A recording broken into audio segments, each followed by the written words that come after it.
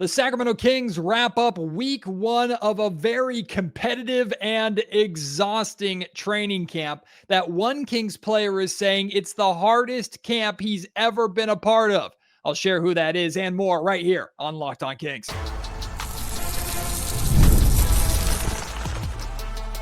You are Locked On Kings, your daily Sacramento Kings podcast, part of the Locked On Podcast Network, your team every day.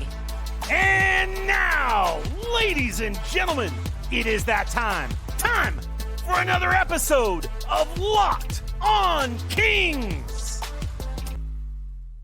Hello and welcome into Locked On Kings, your podcast hub for Sacramento Kings coverage all preseason and soon to be all regular season long. Today's episode is brought to you by FanDuel. Right now, new customers can bet just $5, and if your bet wins, you'll get $300 in bonus bets to use across the app. Head to FanDuel.com to get started. My name is Matt George. I have the privilege of being your host here. I'm a Sacramento sports anchor and reporter for ABC 10 News, and even I'm exhausted after this first week of training camp, and I'm not the one running up and down the floor and working up a sweat every single day this week, sometimes twice a day this week. What a start to training camp it has been for the Sacramento Kings. And while we haven't really seen their first test, right, there's been nothing to measure the Sacramento Kings against at this point. Our first glimpse of that will be when the Toronto Raptors come to town this coming Wednesday for the preseason opener. But for as good as a training camp could go, I think this training camp so far is off to a flying start, right? I've spent this entire week sharing with you what I've seen and what I've noticed from training camp to this point, how it feels like and looks like this team is really embodying Doug Christie as a head coach, and Doug and Scott Perry have done a phenomenal job establishing the non-negotiables and how the Sacramento Kings team is going to play and the kind of identity that they want to play with. And the players have bought into that, even if it means a very rigorous training camp with a lot of cardio and a lot of conditioning and a lot of running up and down the floor. We walked into training camp today to a full court fast break outlet pass transition drill, right? Where there were essentially two parallel lines going at the same time down the length of the floor, and a player would inbound and an outlet pass up to another teammate and then run the length of the floor and then receive a catch and shoot three opportunity. Then they would run to the baseline, wait their turn again, grab a rebound, outlet pass, and then receive a pass back and finish at the rim, right? And this is just going continuously over and over and over again. These guys running nonstop, doing this drill over and over again for a set period of time on the clock. I want to say it was like 3 minutes or something like that. And there's Doug Christie in the middle of the drill, clapping his hands and yelling and screaming and even saying, "Yeah, why are you tired? Why are you tired? Hit your shots." And this whole camp and a lot of these drills have been about the Sacramento Kings being comfortable when they're uncomfortable. And what I mean by that is the reason why Doug Christie has these guys ending their drills, ending their practice every day with a team free throw drill, where if you miss a free throw, then the entire team runs. And he's doing that at the very end of practice every single day, is because he wants this team to get used to shooting free throws while they are exhausted, like they're going to be doing every game over the course of this rigorous 82 game season. He has these drills where he wants his team to sprint the full length of the floor and then catch and shoot and make a three with tired legs to fight through the fatigue. He wants them to sprint and finish at the rim because he wants them to be comfortable playing at a level of exhaustion that both they and their opponents, they want to get themselves and their opponents to a certain level of exhaustion that they're comfortable in and their opponents are not. Does that make sense? Like, the Kings are trying to be the most conditioned team, the best conditioned team in the NBA. That means pushing the tempo and pushing the level to such a margin where other teams are exhausted. They fold. They can't hit shots. They're uncomfortable. While the Sacramento Kings have pushed that cap or that maximum so much that they're even like they're comfortable and used to that feeling of fatigue. Now, of course, there is a fine line there. You don't want to completely go over the deep end and exhaust your team before you even play a game. But I think it's too early in training camp to be overly concerned about that. And it's very clear to me that this roster to this point, again, through the first week, they are very much engaged and bought into, yeah, it's exhausting, but this is the way that we're going to play. We're going to be fast. We're going to catch people by surprise. This is a leg up. This is a way that we can play our game and control our game on a nightly basis, regardless of our opponent, what they do, how they play, how good they are. We can be better conditioned than them. We can outrun them. We can out hustle them. We can make them tired and be comfortable in being tired ourselves. At least that's from my limited glimpse of every day of training camp this week, and from the conversations that we've had with players and Doug Christie every single day. That is the best way that I could think to summarize like this first week of training camp for the Sacramento Kings and what their goal is in this camp to this point. Again, we'll get more information. We'll get more of an idea when we actually see the Kings play the Raptors next week. But from that standpoint, it was one heck of an awesome first week of training camp. Something that I think Sacramento Kings can be happy with or be excited about, even if, like me, you still have reservations of how this team is going to perform and how it's all going to work, and if this team can truly be competitive in this extremely difficult Western Conference and be a playoff team in this Western Conference. Even if you have those reservations, you can still, I think, be pretty happy and proud with the buy-in to Doug Christie's vision in training camp to this point.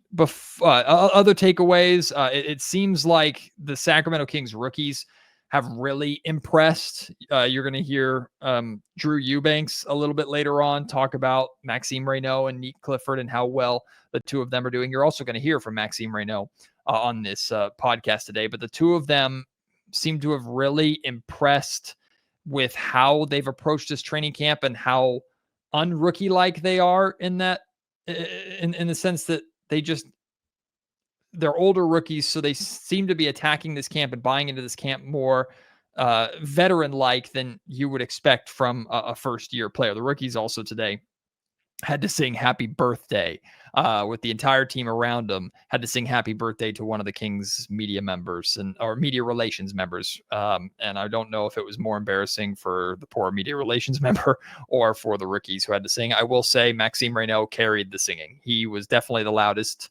Neek and Dylan Cardwell and the other guys didn't help him out too much. But the guys have Sunday off. They've earned that day off. Doug Christie told us they more than earned it. He said he hopes that they still get together on their day off. Not that they have to come to the gym and work together, although I'm sure many will come in and do individual work. But he said, there's football on. Come together and watch football as a team. He wants to see them continuing to build that camaraderie. But he shared with us that he thanked the team at the end and just said, thank you for buying in. He thanked the veterans for being such great examples for the rookies so far. So Doug was very pleased with how his team attacked this first week, and he's looking forward to adding on to it starting next week. But I'm not going to play for you the majority of Doug Christie's time with the media today, but I do want to play for you an answer that Doug had to one of my questions, because going back to the summertime, going back to Scott Perry and Doug Christie's press conference when Doug was officially announced as the full-time head coach, what won me over and the theme, a major theme of that press conference, was the working relationship between the two of them and how they're going to be unified in accomplishing the goal here in Sacramento of winning basketball games and hopefully eventually bringing a championship to Sacramento. And every single day in training camp, as soon as training camp has ended or practice has ended, I've watched Doug Christie go to the sideline and immediately start talking to Scott Perry. Immediately. Talking to him, talking to BJ Armstrong, talking to the front office immediately they're working together. Even some of Christie's assistants coming over and talking too. Very much like it's clear these guys are talking and working together. Now, we saw Mike Brown and Monty McNair or Wes Wilcox talking from time to time, but not every single day. And it's very clear that they're having a very engaged basketball conversation, talking about what happened, what needs to happen. I don't know the specifics. I can't hear them, but it's very clear they're locked in and working together. So I asked Doug Christie about that working relationship, and his answer I thought was actually pretty powerful. Relationship with Perry was a major theme at your press conference over the summer. Can't help but notice you talking with him after every single training camp. How has that relationship continued to blossom with actual training camp and basketball now to talk about? Scott P and BJ have been godsends for me, man. Like on so many different levels, the ability to trust me and, I'm in rooms with them and we're having conversations. To us going to see Mike T in Pittsburgh, and then me and BJ went and seen Ray, like to spend that time with them, to talk basketball with them, but also to be on the same page. I haven't really experienced that and been around it since I've been back. The last time it was me as a player, I saw that. I saw people doing that, but I hadn't experienced it since I've been back here, and it's just a blessing. I don't really know how else to say it, man. I'm, somebody's shining on me right now. My mama, for sure. There's a lot there to unpack. I mean, Doug talking about how blessed he is to work with them. I thought it was like eye-opening, Doug saying like he has not seen a relationship like that between the front office and the coaching staff since he was a player. And remember, before Doug was an assistant coach for Luke Walton and an assistant coach for Mike Brown over the last 4 years, Doug was a broadcaster here for the Sacramento Kings and very still tightly involved with the organization. Remember, Vlade Divac was the general manager, Peja Stojakovic, the assistant general manager, right? Like guys that he's super close with. So he's, again, very, very much around this organization over the last, let's say, a little less than a decade or so. And he's saying he has not seen a tight-knit coaching staff and front office like this since he was a player during the glory years of the Sacramento Kings in the early 2000s. And then I thought what he said there at the end was pretty powerful too. Like he values that relationship and their support so much. It's like a blessing from above. It's like a blessing from his mom. And, one of the things I learned, whether how much Doug's to blame, how much Mike's to blame, how much everything, the situation over the last couple of years, last season specifically was terrible. And I do know that while Mike Brown agreed to have Doug Christie on his staff at the Kings or Kings ownership's request when Mike first took the job, Doug was never Mike's guy. And there was always a disconnect. There was never full trust between Mike and Doug. And it became very clear when Doug took over after Mike was fired and like Luke Laux left and Doug was trying to work with a staff that was not his. That had an impact on Doug. So to hear him talk about the relationship that he has with this front office as like rawly as he did there, I don't know if that's a word, but he was very open and honest about it. I thought it was pretty powerful. And I think it's pretty encouraging for Sacramento Kings fans going forward, knowing, okay, there clearly seems to be a bond there, a difference with that relationship, which has been lacking through multiple regimes over the last handful of years, really in the Vivek Ranadive era as an owner of the Sacramento Kings. Doesn't seem like we've had a coaching staff and a front office on as good of a page or on the same page as much as these two guys are. Today's episode of the Locked On Kings podcast is brought to you by 5 Hour Energy. Caffeine just got a flavor upgrade. 5 Hour Energy shots deliver tasty caffeine in 17 bold flavors. Each 2 ounce shot packs the caffeine of a premium 12-ounce cup of coffee, plus B vitamins and nutrients with zero sugar, and the most important part, zero crashes. What I love the most about 5 Hour Energy shots, it's how portable they are, right? It put it in my pocket, put it in my bag. It gets me through the final few hours of work, especially working nights or with me being at home. Sometimes in the morning, I need to pop one of those to be able just to keep up with my son, my 4-year-old, who just wants to run around the house and run amok and has unlimited energy when I simply do not. Or if you're a golfer like me too, and you need a little pick-me-up to help get you through the final few holes or just the back nine in general, 5 Hour Energy comes up clutch. They have amazing flavors for you to try, a vast variety. If you like to stick with 1 or 2 flavors that you like, you can order those in bulk, or you can be bold and try a bunch of different flavors out there. The point is, enough with boring, flavorless caffeine. It's time to give your caffeine a flavor upgrade with 5 Hour Energy shots. Get the favorites you love, or be bold and try something new in store and online at www.5hourenergy.com, or you can order on Amazon today.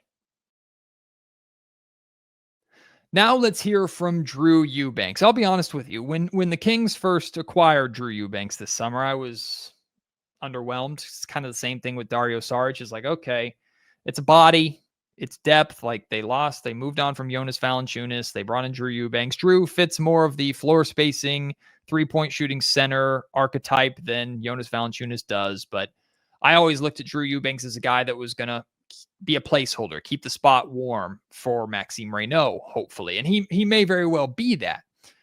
But when we met Drew Eubanks at Media Day, I was impressed by his answers and had a nice conversation with him. And then when he really won me over is I just had him on the podcast recently, Jake Gayden, sports reporter for CBS 13 here in Sacramento. Diehard Yankees fan.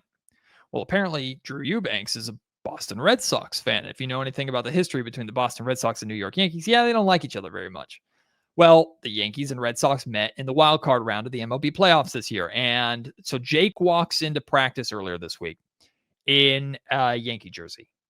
And Drew sees him and immediately from across the gym just starts booing him and heckling him and giving him hell. And the two of them go back and forth with each other.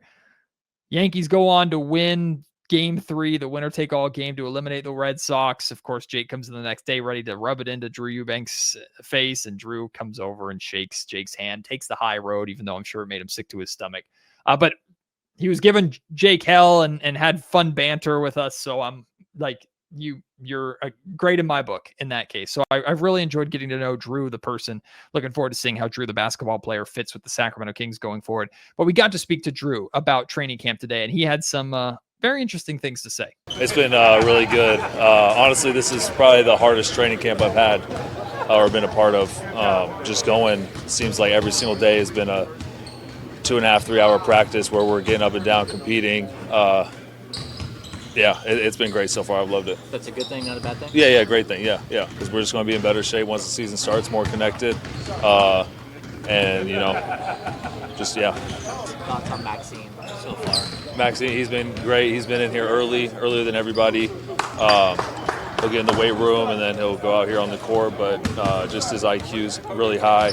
He's got a developing shot, good touch around the rim, and he's vocal too. He's not afraid to call the coverages out, talk to guys, which a lot of young guys will come in here and they may not want to step on toes, but he's been really good about using his voice. The hardest training camp you've been a part of, is that mainly just like the amount of time you're here and the conditioning aspect of it? Yeah, I'd say the time we're here, like I think the other day I checked, I got here like practice starts at 11, I got here at 8:15, and then I looked and I had been here for 7 hours, and that's just not how things have been in the past. But with that being said, we've been here for a long time. We're competing super hard. The morale's never dipped, though. We've been, like I keep using the word competing, but we've been good energy, coming out each day, and pushing each other. Anyone kind of catching your eye through this first week? I would say Neek for sure. Just how solid he is. He makes the right decision most of the time. As a rookie, that's really impressive. And then Isaiah, he's been picking guys up 94 feet, really putting pressure on. Vocal, I'm just really overall impressed with this group. It's maybe one of the best top to bottom groups I've been around. So Drew has played 7 seasons in the NBA, 4 of which were for Greg Popovich and the San Antonio Spurs. And this is the hardest training camp that he's ever dealt with. And I love James Ham's follow-up question. Like, that's a good thing, right? Like, you're not complaining about how difficult. No, Drew immediately. No, it's great. Like they're pushing us so much and holding us to such a standard that like it's only going to benefit us, right? And I've heard similar things said and echoed from every single player over the course of this week. To which you might say, well, yeah, Matt, like you're put a camera and a microphone in front of them. What are they going to do? Say something bad? But like, I genuinely, like, even a good example is Malik Monk, right? Malik notoriously, this is the kind of relationship that he had with Mike Brown when Mike Brown was here. Malik notoriously would in front of the media, because Malik is an open book and just speaks his mind. Malik would say like, oh, these practices are too long, or like, we got to wrap practices up, or like too many practices, blah, blah. And that was just kind of Malik's personality shining through. And it was never that Malik was too lazy and didn't want to practice. It was just like, he that was how he let everybody know, like, we're practicing too dang much. And Malik, when we spoke to him earlier this week, and when we've seen him at training camp, he is like, I love this. We're playing fast. We're attacking. We're playing hard. Love this. Go, go, go, go, go. Like, I genuinely believe, and you just have to trust me on this, I genuinely believe that every single one of those players is completely bought into how this training camp is going. And for Drew to say there at the end, not just to compliment Neek and Maxime and how good those rookies are doing, also Isaac Jones, but for Drew to say, like, this is one of the best groups, or the best group he's ever been with, in that sense, like completely buying in and working hard in training camp. I mean, you don't have to trust the word of Drew Eubanks. And again, all this could be fun, sunshine and rainbow talk until you actually play basketball games and the real work begins. But all we can do at this point is judge what we've seen in this first week of training camp. From what we've seen, really good. Really good. No really other way to say it. Like I said at the top of the show, this episode of Locked On Kings is brought to you by FanDuel. The NFL season is here, and FanDuel has an offer that you do not want to miss. Right now, new customers can bet just $5 and get $300 in bonus bets if you win. That's right. Pick a bet. The easiest bet that you can find. Pick like the Carolina Panthers to win, or at this point, pick like Geno Smith to throw an interception for the Raiders. Put down $5. If it hits, you'll unlock $300 in bonus bets to use across the app. FanDuel is so much fun. There are a million ways to play. It really caters to any play style that you like. If you like to put together parlays, build these one or two or three bet parlays, or maybe go crazy and build one of those nutso parlays that if it hits, you're cashing out big time. You can do that. You can play along with player prop bets that are happening every single day, every single week, every single game. And you can even, while you're watching the game, follow live betting lines to jump in on the action if you have a pretty good idea of how a game is going to go. It makes watching football even more exciting when you've got a little something riding on the action. And whether you're a casual fan or you're a nerd like me that loves diving into the stats, FanDuel makes the game day experience so much better. Of course, you can bet on the MLB playoffs as well, and WNBA finals. And then, of course, when the NBA action picks up, FanDuel's got your back there too. So what are you waiting for? Visit FanDuel.com to download the FanDuel app today and get started. Before we go, let's hear from Sacramento Kings rookie Maxime Raynaud. Again, you just heard Drew Eubanks talk about how impressive Max has been. I love that Drew said that Max has been the first guy to the gym every day and in the weight room. And we've been hearing this about Max since the Kings drafted him, right? He was a Stanford guy, so just down the road. Kings draft him with the second overall pick. Before he's even introduced to the media, Max is coming over and he's spending every single day, multiple times a day, in the Kings practice facility getting in work. He's been in Sacramento all summer long, with the exception of when he went to Las Vegas with the Summer League team, just working. And here's what he had to say about his first NBA training camp. Yeah, great time. Everybody's back. It's very competitive, very professional. It's really awesome to be working in this environment, yeah. We saw physicality-wise, how do you feel like you're adjusting? I do think it's a learning process. Obviously, I'm trying to learn every single day. I mean, you have you have the best rebounder in the league, actually. With you, you have like an 8-9 year veteran in Drew. So naturally, you have to adjust. But honestly, it's a great learning curve.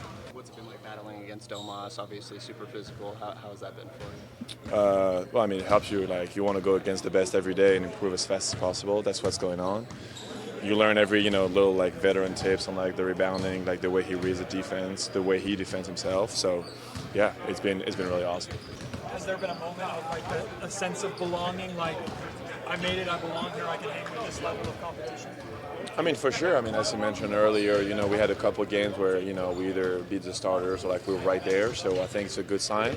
But then at the end of the day, I'm not going to fool myself. I mean, they realize that they have 10, 12, 15, 17 years for Debo to be in the league. They have, so much knowledge for the game, for the way they work out and everything. So I'm just trying to learn as much as possible. I don't think I should put any kind of ego on top of that. much are you looking forward to Wednesday and playing not just your first game, but playing in front of the Kings crowd in Golden Center for the first time? I'm excited. I'm very excited. It's going to be really awesome. But once again, you want to take it one day at a time. You don't want to get lost into, looking too far ahead. So taking it one day at a time, but really excited for next week. There's nothing about Max that sounds like a rookie. He speaks like a veteran. He acts like a veteran, right? We noticed this right away in Summer League, right? How many times did the mic catch and pick up Max talking on the floor, being the loudest guy out there, barking out commands and communicating on defense, or screaming and talking from the bench, right? That is something about Max that you just you don't have to teach. And it's very different from like Keegan Murray, for example. Keegan is naturally a quiet person. It doesn't mean that Keegan doesn't communicate. It doesn't mean that Keegan is not a good basketball player, of course. But Max is so comfortable just opening his mouth, but it's not like he's coming in and blabbing and talking so much that he's not listening, right? He very clearly listens. He's soaking up information. He's not taking anything for granted. He's not trying to get too high on anything. You just heard him talking about I'm excited to play in the first preseason game on Wednesday, but hey, man, I got to take it one day at a time. Can't even be thinking about that yet. And he talked about I don't think I included this clip, but there was a question that he answered talking about when his team, the third unit, defeated the starters in 5-on-5 yesterday. And he talked about it felt good for us to get that win, but it's just a win. I don't want to have an ego. I don't want to get on my high horse about it. It means we can compete against them, which is good, but we still have a long way to go, a lot to learn. Max even has those veteran cliches down where he just says those things that is just he's just kind of saying things and just saying the right thing when answering questions. But there's it's clear why Max and Neek have impressed so many people at training camp. They just do not operate like rookies. They operate like veterans that are hungry and eager to learn and are ready to compete, don't expect anything, are not going to be given anything, and they don't want to be given anything. They want to fight and scratch and claw and earn every opportunity that they get and ultimately win here in Sacramento. And hard to ask for more from your rookies. So a very successful first week of training camp, I would say. And I'm looking forward to seeing what Doug Christie and company can do in week 2, how they can build upon that. I'm very excited to watch this team play in some capacity. And I know it's preseason basketball, and it's going to be let's be honest with you, it's going to be ugly at times, especially with how fast the Sacramento Kings play or want to play and get up and down the floor. And this group is new together, and there are going to be mistakes. There are going to be turnovers. There are going to be ugly moments, but I'm very excited to see what it looks like against actual competition. We'll get a real glimpse at Doug Christie's rotations and specifically how he interchanges his lineups and who plays with who and who comes off the bench first and all that stuff. I'm very much looking forward to that in preseason on Wednesday. It was a fun week of training camp. Don't get me wrong. I'm not fully back on the train. Matt George is positive again. No, I still have very significant concerns about this team, but everything that I've needed to see or wanted to see realistically from a first week of training camp, I've seen, I've gotten. And if I can help better convey that to you, if you're a non-believer, if you're a doubter, I would be happy to do so. If it doesn't change your mind, I don't blame you. I don't blame you at all. Maybe we need to see more. We need to see 20 games of actual regular season basketball before you start to really understand or believe or buy into who this team is or could be. If I can answer any questions for you about how this first week has gone, I would love to. However I can help out, hit me up. At Matt George Sack on Twitter. Email me, mattgeorgesports@gmail.com. Leave your thoughts in the YouTube comment section down below. Feel free to leave your thoughts, too, on just what you make of this first week of Kings training camp from all this content that you've seen. Thank you for being with me all week long. Can't wait to have you with me for next week, week 2 of training camp and the start of preseason. Until next time, my name is Matt George. You've been listening to the Locked On Kings podcast, part of the Locked On Podcast Network.